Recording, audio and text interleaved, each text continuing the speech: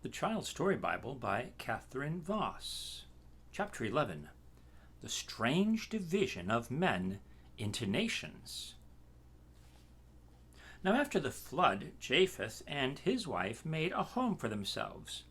By and by, some little children were born to them, 7 boys and probably some girls. When the children grew up, they also had children, and so on. Shem and his wife lived in another place. They had 5 sons and some daughters. Their sons and daughters grew up, and some married and had children. Ham and his wife also had children, 4 boys and some girls. They also grew up and had children. By and by, the country began to be overspread with the children and grandchildren of Shem, Ham, and Japheth.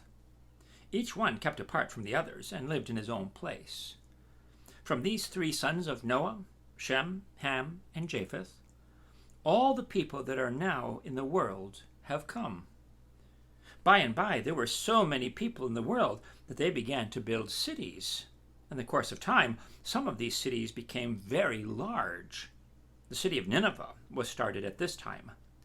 Damascus, which is the oldest city in the world, was founded by Uz, the grandson of Shem.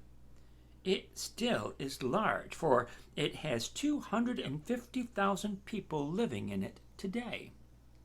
Noah, Shem, Ham, and Japheth, and their children and grandchildren lived very long lives, but they did not live quite as long as Adam and his children had lived. Adam and his children and grandchildren had lived almost 1,000 years.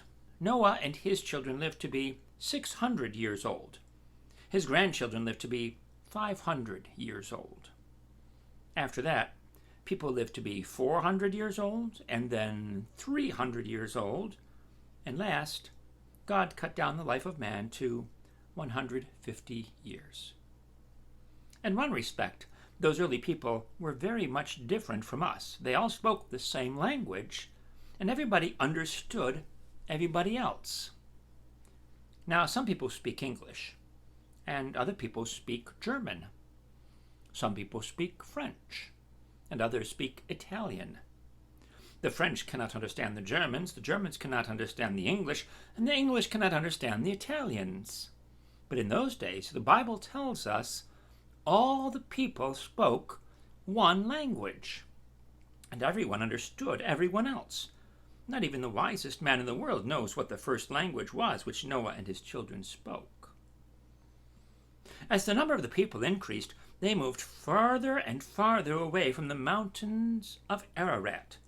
Gradually, they began to spread far and wide over the earth. As they traveled toward the south and east, they came to a plain in the land of Shinar. This plain was very well watered, for it had the mighty river Tigris on the east and the still greater river Euphrates on the west. The people thought that this would be a good place to live. Here they built their homes. In their pride, they wanted to build a large city with a tower so high that they could see it from a long distance. Then they could know in which direction the city was when they had traveled some distance away and could easily find their way back. That, they thought, would keep them from separating and scattering over the whole earth. A great many workmen came together to build the tower. They made bricks of mud and dried them in the sun. They built the tower of these bricks using slime to hold them together. Slime is a kind of natural concrete which can be found on the ground in some parts of that country. They all worked together busily. They shouted and called to one another. One man might call, "Bring me some more bricks. I need some more for this corner." Another would say, "I am ready for another pail of slime." With all their bustle, it was a very noisy place. And as they kept on building, the tower became higher and higher. The Lord came down to see the city. He saw that the people had begun to build the tower, and now they would stop at nothing that they might want to do. God did not want them to stay in one city only, all huddled together. He wanted them to spread over the big world which he had made for man. You remember that all the people spoke only one language? But now God changed the speech of all the men without their knowing it, so that they did not understand each other. Each one spoke an entirely different language from that which he had spoken before. When one man called out, "Bring me some more bricks," he was speaking in a new language that no one in all the world had ever heard. The man he spoke to looked in astonishment at him and asked, "What did you say?" But he also was speaking a new language. Although they tried again and again, neither of them could understand the other. Then the first man called to another and said, "Here, something is the matter with this man.